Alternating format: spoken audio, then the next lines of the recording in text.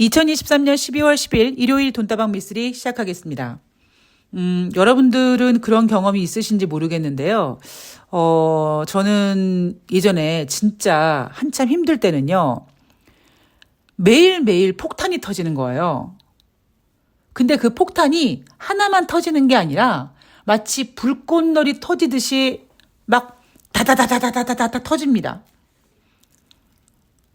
아침에 일어나면은 또 터지고, 그 다음날 일어나도 또 터지고, 그 다음날 일어나도 또 터지고, 막 정신이 없이 막 안 좋은 일이 막 매일매일 생겼던 적이 있었어요. 그러다가 어떤 때는요, 아무 일도 일어나지가 않아요.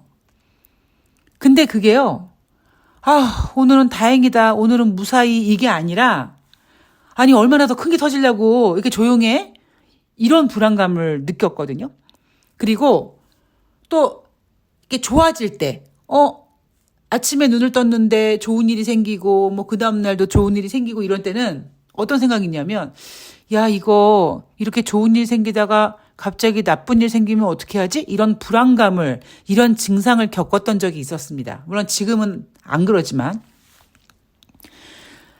인생이나 주식이나 한쪽 방향으로만 가는 게 없다라는 철학을 가지고 매매를 하는 게 전데, 제가 지금 왜 이 얘기를 해드리냐면 요즘에 주식시장이 여러분 거의 움직임이 없잖아요. 물론 하루하루 종목별로 움직임은 활발하지만 지수는 지금 2500포인트 근처에서 마치 껌딱지 붙여놓은 것처럼 딱 있지 않습니까? 11월 달에는 주식시장이 괜찮았어요. 뉴욕 증시 물론 좋았고요. 그래서 전문가들 중에 일부가 11월 달에 2500포인트 안착 가능하고 연내 그러니까 12월 달 안에 2600포인트 돌파도 가능하다라는 긍정적인 전망을 내놓은 사람들도 있었고 제가 거기에 대해서 반박을 했죠. 2500포인트는 만만한 지수인데 2600포인트는 결코 쉽지가 않다. 미쓰리 지금 예상대로 12월 달 중순이 지나고, 그러니까 중순이 오고 있는 이 상황 속에서 대한민국 주식시장은 마치 2500포인트에 껌 붙여 놓은 양, 2500이 깨지면 기관이 끌어올려 놓고, 기관이 끌어올려서 외인이 조금 더 올려놓으면 그 다음날 다시 또 2500이 깨지고, 지금 이게 지금 계속 반복되고 있어요. 그래서 저는 12월 달 주식시장을 지리멸렬이라는 표현을 썼고, 뭐 지지부진했다 아니면 횡보했다 이런 다양한 그 표현을 쓰고 있지 않습니까? 근데 다가오는 한 주는요. 그 어느 때보다도 좀 생각이 많아지는 한 주가 되지 않을까 싶어요.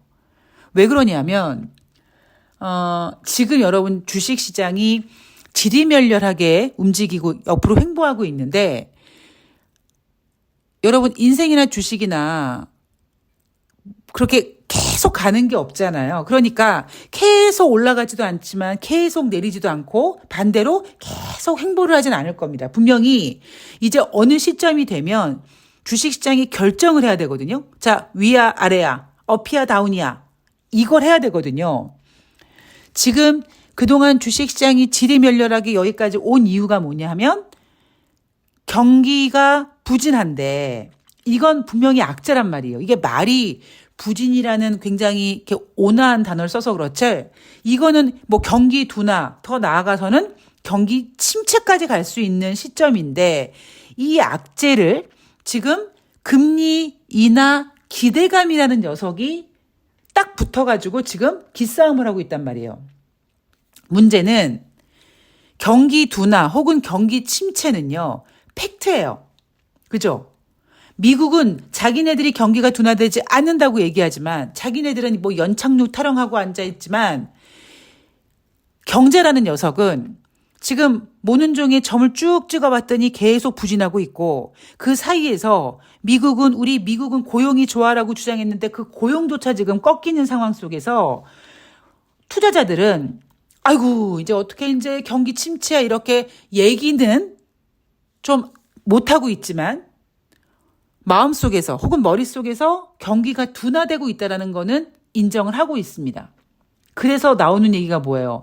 금리 인하 기대감인데 경기 둔화는 팩트고 금리 인하 기대감은 어찌 보면 현재까지는 허상이란 말이에요. 그래서 이렇게 횡보를 옆으로 하다가 주식시장이 위로 갈 것이냐 아래로 갈 것이냐 방향성을 틀 때 저는 개인적으로 위로 갈 확률보다는 아래로 갈 확률이 더 높지 않겠는가라는 거거든요. 거기에 대한 근거는 제가 최근에 뭐 어제도 말씀드렸습니다만 주식시장이 좋으려면 첫 번째 뭐 호재 필요 없어. 그냥 돈만 많으면 돼요. 돈만 많으면 그냥 다 올릴 수 있어요. 예. 제가 어제 그 정리식 펀드 얘기하면서 처음에 펀드 매니저들이 돈이 막 생기니까 아유 여러분 저는 우량주만 매수합니다. 해가지고 삼성전자, 뭐 현대차, 뭐 LG 이런 것만 사던 애들이 나중에는 돈이 너무 넘치니까 더 이상 삼성전자나 현대차를 포트폴리오에 실을 수 없으니까 듣도 보도 못한 코스닥 계잡주들을 막 실어놨단 말이에요. 즉 주식은요 유동성, 즉 돈으로 올릴 수 있고요. 두 번째는 증시를 올릴 수밖에 없는 어떠한 굉장한 호재가 있어야 되거든요. 그런데 지금 제가 생각했을 때 그게 없다라는 거죠. 오히려 경기 침체는 확실한 팩트인데 금리 인하는 기대감으로 포장된 허상이다 보니까 과연 얘네가 앞으로 이제 어떻게 방향을 틀 것이냐에 대해서는 위로 끌어올릴 수 있는 것보다는 아래로 내려갈 확률이 더 높게 보고 있고 특히 제가 돈으로 밀어붙이지 않는다면 어떤 큰 호재로 해야 된다라고 얘기하는 이유가 뭐냐면요. 어설픈 거 있잖아요. 그러면 위에 매물대가 너무 많아서 그걸 못 뚫는다고요. 그러니까 제가 2,500포인트 안착은 가능하다. 그런데 2,600포인트는 어렵다라고 보는 이유가 뭐겠습니까? 올라가면 그래 2,600포인트 내가 매도할 거야. 위에서 지금 팔걷어 붙이고 지금 매도하려고 스탠바이 하고 있는 매물대가 많아서 그걸 못 치고 나간단 말이에요. 그러면 그거를 치고 나갈 수 있는 가장 유일한 방법은 제가 그랬죠. 유동성 아니면 재료인데 지금 유동성 장세가 아니고 두 번째 재료거든요. 그러면 그 모든 매물대를 한 방에 확 뚫을 수 있는 뭔가가 필요한데 그게 없다라는 것이 굉장히 아쉽다라는 거죠. 그래서 저는 오히려 미국 연준이 빨리 금리 인하를 결정하게끔 만드는 어떠한 작은 악재가 주식시장에 뿅 하고 나타나가지고 아주 짧은 시간에 주식시장이 한 150에서 200포인트 훅 빠지고 물갈이 한번 되고 그다음에 연준이 정신 차리고 아이고 알겠어요. 금리 인하 카드 만지작거리겠어요. 이러면서 이제 다시 이렇게 안정하고 그게 오히려 낫지 않나. 그러니까 예를 들면요. 그 2015년 중국이 경제 성장률 7%가 안 될 거라는 전망이 나왔을 때가 있었어요. 2015년 8월일 겁니다, 아마. 근데 그때 정말 무슨 큰일 나는 줄 알았어요.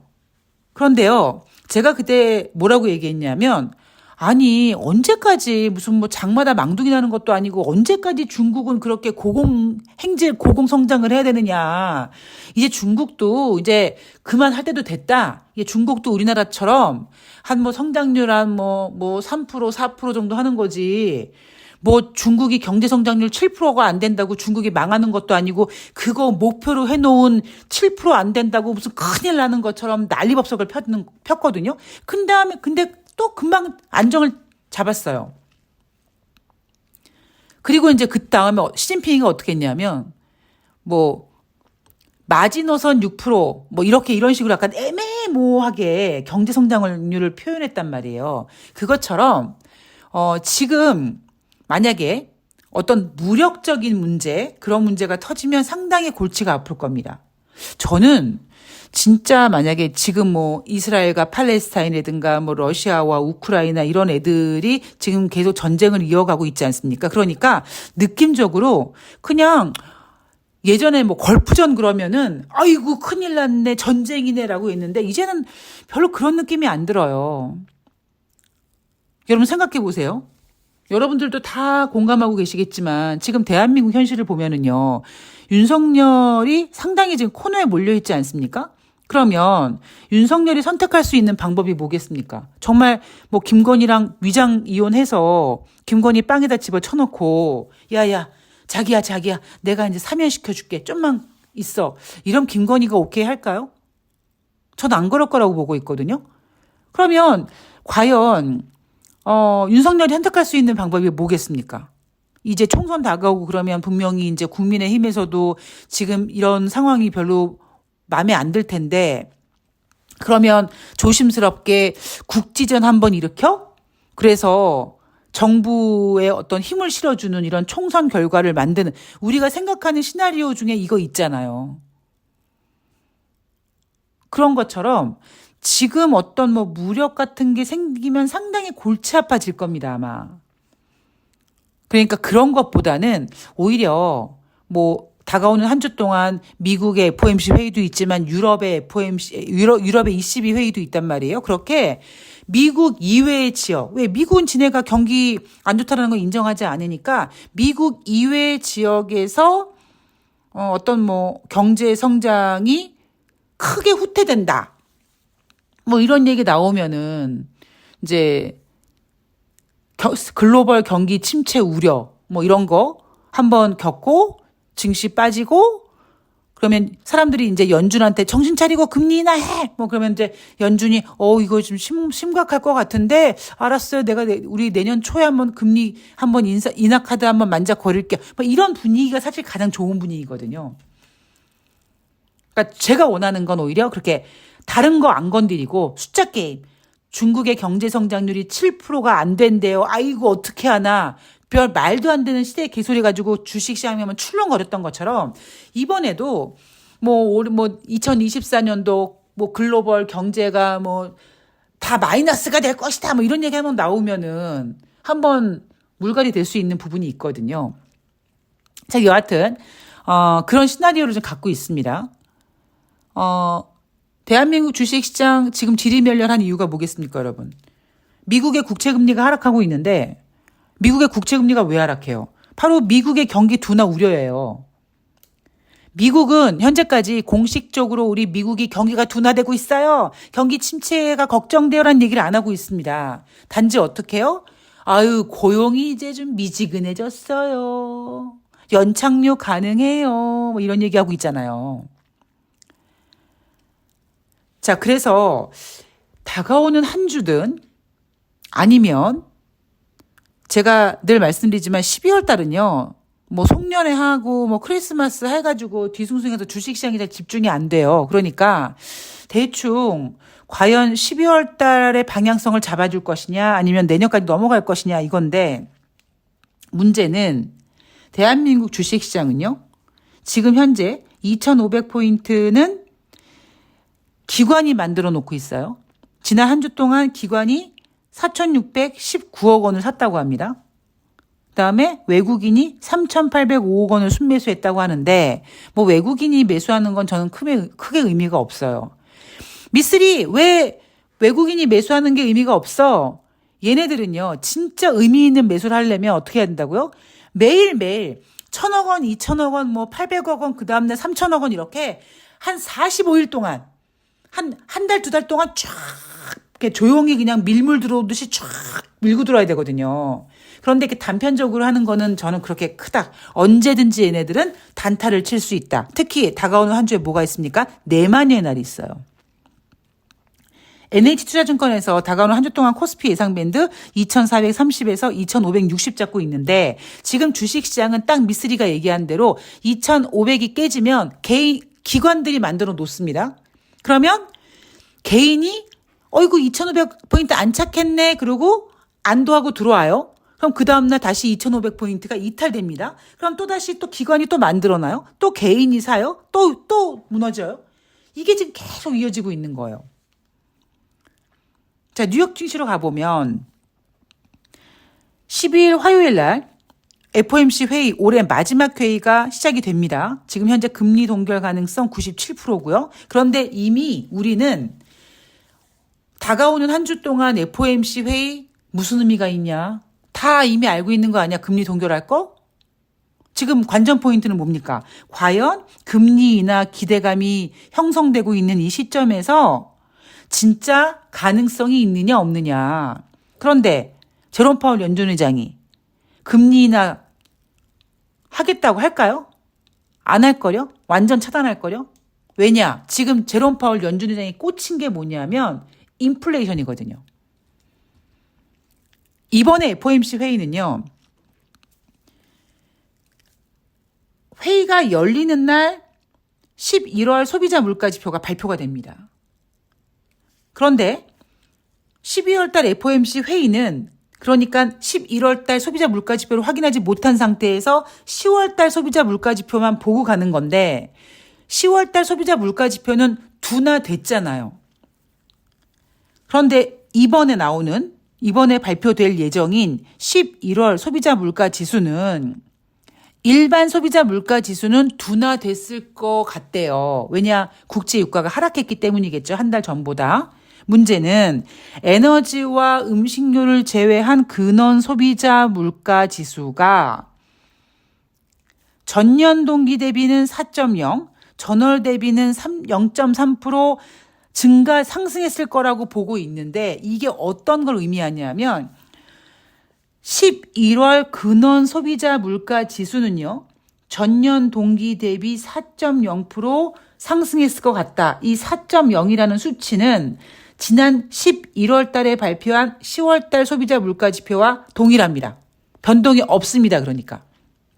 제가 그랬죠. 경제에서 변동이 없는 건 뭐다? 둔화된 것이다. 자, 문제는 전월 대비 0.3%는 이게 문제가 될 수 있다는 거죠. 왜?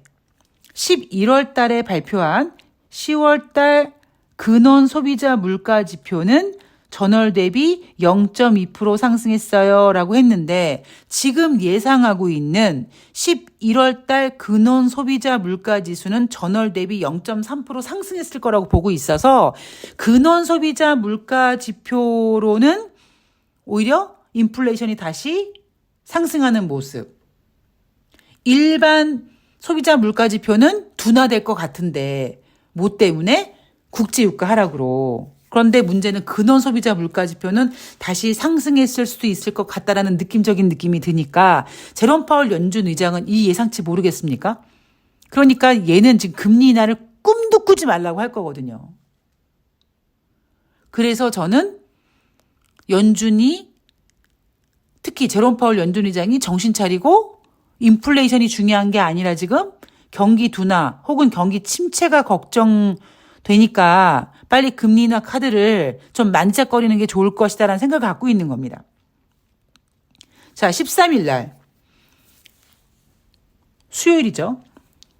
FOMC 회의 이제 결과가 나옵니다.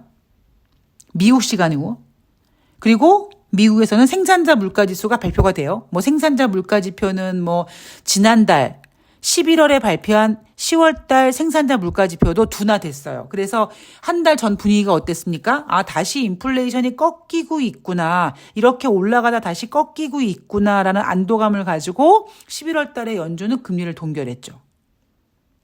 그리고 지금 12월 달도 동결할 예정이죠.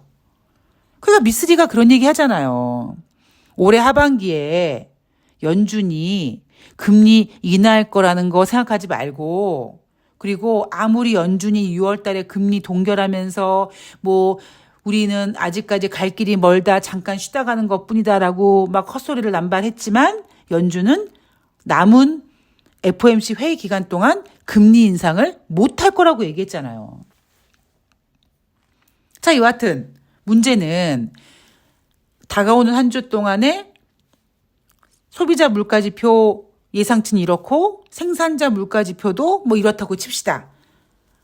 과연 제롬 파월 연준 의장이 금리 인하 기대감을 차단했을 때 주식시장이 얼마나 실망을 할지 아니면 개무시를 할지 아니면 그 실망 더하기 진짜 경기가 둔화될 것 같은 그런 걱정을 할지 이게 핵심 포인트고 거기에다가 대한민국 시간으로 목요일 날 새벽에 그 결정이 나지 않습니까?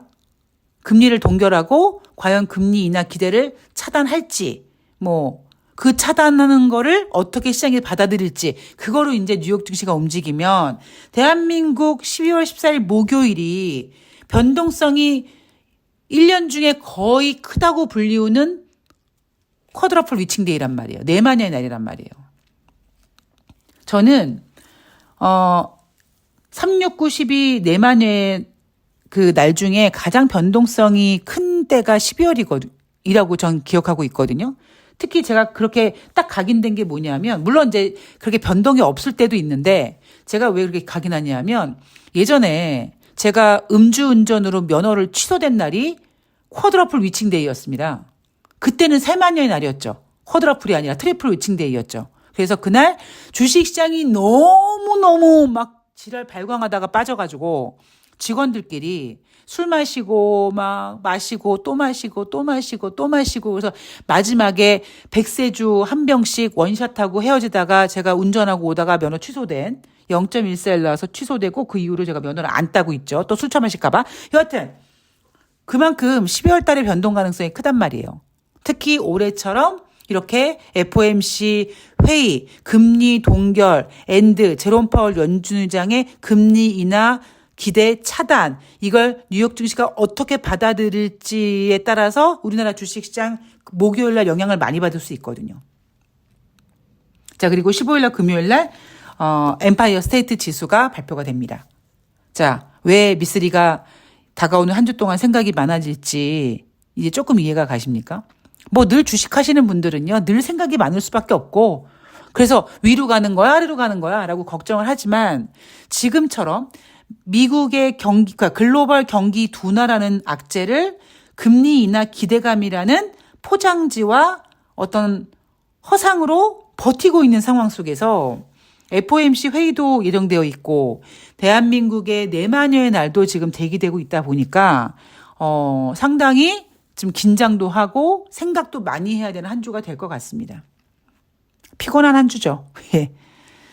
자, 다가오는 또 주식시장은요, 하나씩 뚜껑을 열어가면서, 이번 주에 다가오는 한 주 동안의 경제지표 중에서 목요일 날 미국의 소매 판매도 발표가 되는데, 지난달에 0.1% 감소했다고 했거든요. 이번 달에도 마찬가지로 소매 판매 감소 예정입니다. 0.1% 감소 예정되고 있는데, 그러면 소매 판매는 인플레이션 지표에 포함이 되지 않지만 소비국가인 미국 입장에서 굉장히 중요한 경제지표다. 그랬을 때 다가오는 한 주는 금리 인하 차단 기대감, 미국의 경기 둔화 우려, 이 모든 것들이 뒤죽박죽 돼서 상당히 신경 쓰이게 하는 한 주가 될 것 같아요. 변동성이 커질 수도 있고요. 예, 그런 거 감안하셔서 잘 대응하시기 바랍니다. 저는 또 하루하루 또 이겨내야죠. 제가 무슨 방법이 있겠습니까? 뉴욕 증시 보면서 하루하루 잘 버텨내는 게 그냥 최선의 방법인 것 같습니다. 자, 오늘 돈다방 미쓰리는 여기까지고요. 저는 내일 월요일 돈다방 미쓰리는 없고요. 5시에 새날에서 뵙도록 하겠습니다. 그리고 돈다방 미쓰리는 화요일 날 더 좋은 내용으로 찾아뵐게요. 좋은 하루 되십시오. 고맙습니다.